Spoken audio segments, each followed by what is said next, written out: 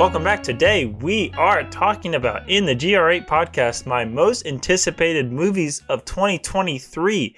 Really excited. We have a stacked list of movies that are coming out this year in 2023. I know it's February and this podcast should have came up like a month ago, but to each their own. Not a whole lot of big movies have came out, especially none on this list. And in fact, the first one on this list is actually coming out in 2 weeks. So we got a good bit of time to talk about my most anticipated movies of 2023. We have 20 of them, but we have a bonus one, so I guess 21. We'll start at 21 and go all the way down to my most anticipated movie of 2023. This includes any and all movies that were either rumored or confirmed to come out this year. I think any of them that are on this list that are rumored are going to come out. We just haven't had a trailer or anything of that nature coming out this year. It's really stacked. I'm really excited. It's almost like movies are back. Movies are back, especially since COVID. Like years like 2019 was a great year. Back in the 80s were just a bunch of great years for great iconic movies. But I think in the 2020s, we are here. This is our first big year of big movies, especially the summer blockbusters. So I'm really excited. Okay, so let's get into this. So at number one, we have Wonka. Out of all the blockbusters, sure, I'm ready for this movie to come out. I don't even think I might not even see this in theaters, but as Timothée Chalamet, he always does a good job, and I'm excited for what they can do for the Wonka franchise of all franchises. Next, we have number 20 is Mission Impossible: Dead Reckoning Part 1. Now, I will make it known that I have not seen any of the Mission Impossible movies, like any of them. I think I've seen the first one, but not like the end. I've seen a fair share of the first one, but I don't remember the end, so I don't really count it that I've seen it. However, this is on my most anticipated because I anticipate watching all the movies before this one comes out. So it's like the whole Mission Impossible experience that I'm excited for. Number 19, we have The Marvels. Captain Marvel. This is the first of the Marvel Studios movies that's on this list. Miss Marvel is going to be in this movie too. I'm excited, I guess. Number 18, we have Kraven the Hunter. I'm excited for Kraven the Hunter. It's Aaron Taylor Johnson, who played Quicksilver in Age of Ultron, so I'm excited for that one. I think he's going to do good. However, it's in Sony's Spider-Man verse with like Madam Web and Venom and Morbius, so I really don't know how that's going to shake out, but I'm excited for Aaron Taylor Johnson to play that role. Next, we have Shazam! Fury of the Gods, which is actually coming out in the next couple weeks. I'm excited for what this means for DC. I know they're going to reset it with The Flash, which is later up in this list, but I'm excited to. I love Shazam. I love the first one. I think it's a great movie, and I'm glad that they give the same director this movie too to continue his franchise of the Shazam. And I think it's going to be interesting. I'm really excited for that one. Next, we have number 16, The Killer of the Flower Moon, Martin Scorsese's new movie coming out. I think his last movie was The Irishman. I think that was in 2019, right? So it's gonna be cool to see good old Marty come back with Leonardo DiCaprio again. That duo is just always too good. Excited for Killer of the Flower Moon. Number 15, we have Aquaman, the second Aquaman. This Aquaman Lost Kingdom. It's coming out in December. Long way away. With James Gunn announcement, a couple movies are already planned, already made. Before his involvement is Aquaman and The Flash and as Shazam. And so I'm excited for what Aquaman does. I really like the first one. I think it's going to be interesting. Number 14 is The Killer, directed by David Fincher. I don't really know much about this movie, but if it's David Fincher, I'm completely on board. And premise in the title already sounds interesting. Number 13 is Beau is Afraid. Now it's Ari Aster's third feature-length film coming out in theaters. He's the director of Midsommar and Hereditary. So this movie also has Joaquin Phoenix. So Joaquin Phoenix coming out is almost breakout role for the Joker, but he's also been pretty good movies like Her and other things like that. He's a great actor, weird person, but a great actor. And I think this is a match made in heaven or a match made in Hollywood. Is Ari Aster, really creepy filmmaker, and Joaquin Phoenix, a really creepy guy that likes playing weird characters. So I'm excited for that one. Number 12 is John Wick 4.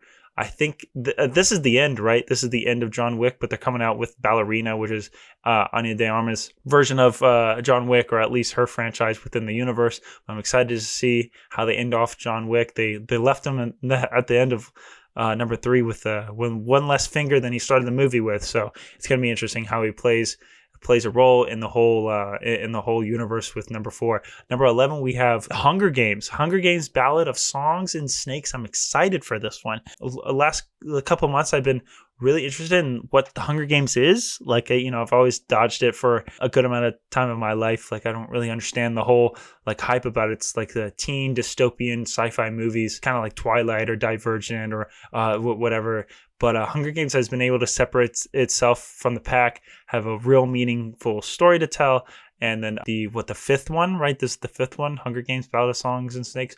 Excited what they're going to do. I have not read any of the books, so I don't know what's going on. And then rounding out our top 10 is Transformers Rise of the Beasts. I love Transformers. No matter who's behind the camera, who's in front of the camera, I love Transformers. So I'm very, very excited for this one. I'll always be a fan of Transformers. I'll always be in the movie theater seat to watch Transformers just fight. It's big robots fighting. Number 9, we have Ant-Man and the Wasp: Quantumania.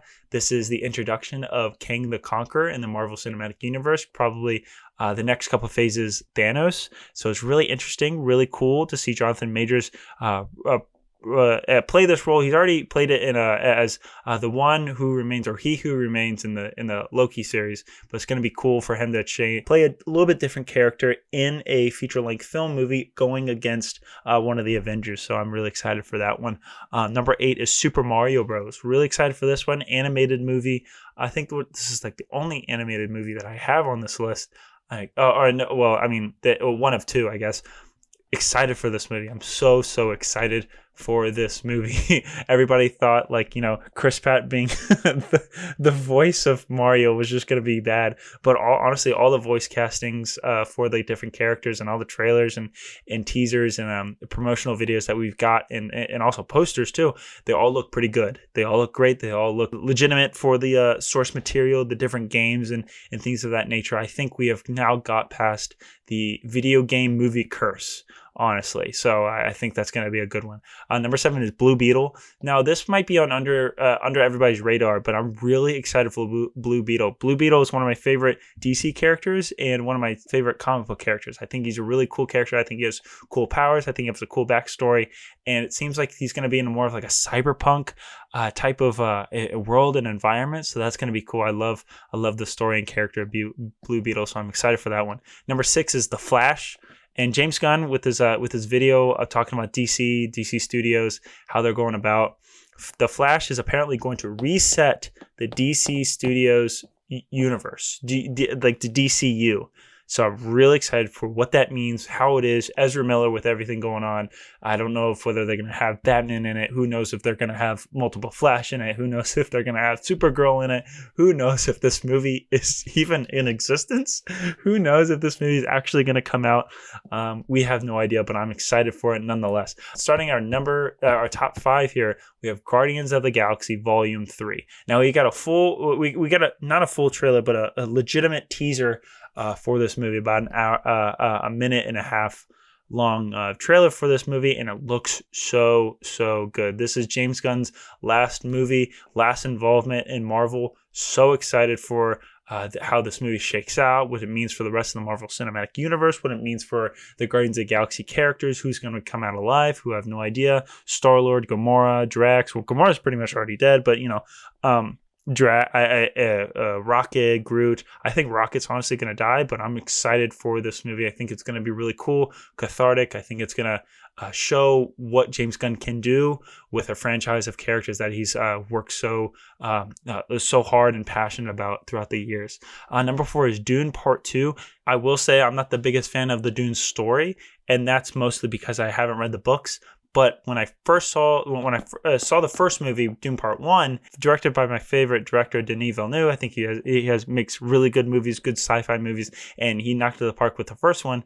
It only made me interested in what they were going to do with Part 2. It's really interesting because people that have read the books know what's going to go on, and they said that the source material is pretty same to the movie, pretty similar to the movie. So you can only imagine the people that have read the book know what's going to go on Part 2, but I'm in the camp of I don't know what's going to go on. I don't know what's going to happen to these characters. I don't know what's going to go on in the story. So I'm very excited to see Timothée Chalamet, Zendaya, other characters with Denis Villeneuve's directing. Number 3 of Indiana Jones 5, Dial of Destiny. the trailer, or at least the teaser, it looks so cool. It's Indiana Jones. It's Harrison Ford. He's back as Indiana Jones. It's funny because I think Harrison Ford's like three main popular characters: Han Solo, Rick Deckard, and Indiana Jones. I think he loves Indiana Jones. I think he loves playing the character. I think he'll talk about Indiana Jones all day, every day. I think he loves the movies, no matter no matter the varying quality of the movies. I think he loves them all, and I'm excited to see Harrison Ford back on the big screen as Indiana Jones. I think you can't leave it off with Kingdom of the Crystal Skull. You can't leave it off with the fourth one, how bad that movie was. But I think coming back with Dial of Destiny, and maybe it deals with time travel or something like that, I think that could be really, really cool. I'm excited for Indiana Jones 5. Number 2, we have Oppenheimer. I would maybe say Christopher Nolan's my second favorite director. Movies like Inception and Tenet, Dunkirk and Interstellar. He's coming out with Oppenheimer. It's so interesting because this all-star cast is put into the directing form of Christopher Nolan, who is known for a big budget blockbuster, crazy. You have to think about his movies. You have to understand. You have to watch them numerous times. I think Oppenheimer will be his first movie. It's going to be a second movie like that is nonfiction, but it's going to be his first movie where you can watch it and feel characters' actions. You can feel characters' emotions. I think this movie is going to be a lot slower than all his other movies. I think it's going to be more of a character study rather than like a spectacle, rather than like, Interstellar, Interception. Not to say those movies are bad or anything, that they don't have any emotion, but I think that's what he's focusing on with the script and the story and the directing in Oppenheimer. So I'm really excited. I'm excited to see Robert Downey Jr. and Josh Peck and Cillian Murphy. I think Matt Damon's in that movie too. Emily Blunt. I'm so excited for that all-star cast to come forth through a Christopher Nolan movie about the nuclear bomb. It's kind of crazy. But at number 1, I have Spider-Man Across the Spider-Verse. I'm so excited for this movie. I think back in 2018 when the movie came out, it literally took the world by storm. At least that's how I view it. People still talk about that movie to this day. Granted, it's only been a handful of years, but it's still a benchmark in animation. It's a benchmark in storytelling. It's a benchmark in animated superhero storytelling. It's a benchmark in just everything filmmaking from a filmmaking standpoint, especially animated ones. And this one, they hardly change any of the people behind in front of the camera. I know there's not an actual camera, but casting and the crew behind it. I'm so excited for this movie. I think the story is going to be even crazier than the first one. I think it's going to be way more interesting. I think it's going to be way more in depth. It says Across the Spider-Verse, so we're going to see so many different Spider-Men. We're going to see so many different cameos. Not that like cameos make the movie good, but it's going to be surprising. It's going to be interesting. It's going to be visually pleasing to watch. I'm so excited for that movie. I'm ready to see Miles Morales back up on the big screen doing his next Spider-Verse adventure. So I'm really excited for that one. And those are my 2021. You get a bonus one for Wonka. 2021 anticipated movies of 2023. I'm very excited for this year. I like I said earlier, I think we're getting back into big blockbuster budget movies coming out during the summer, throughout the year. Known directors putting out movies.